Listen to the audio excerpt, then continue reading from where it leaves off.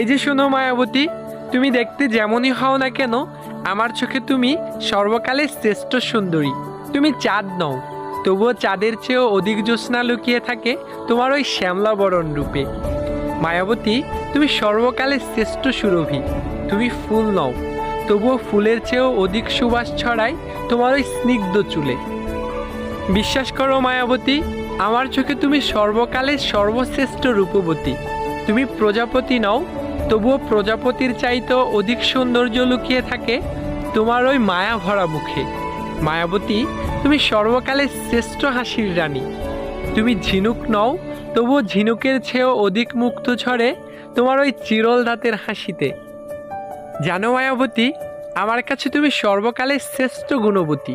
তুমি হয়তো নিখুঁত নও, তবে তোমার কাজগুলো সবসময় আমাকে মুগ্ধ করে। জানো মায়াবতী, আমার কাছে তুমি সর্বকালের শ্রেষ্ঠ মায়াবতী। আমার কাছে বিশ্ব সুন্দরীও তুচ্ছ, কারণ আমি তোমার ওই কাজল কালো আঁকা দুটি আখিতে মুগ্ধ।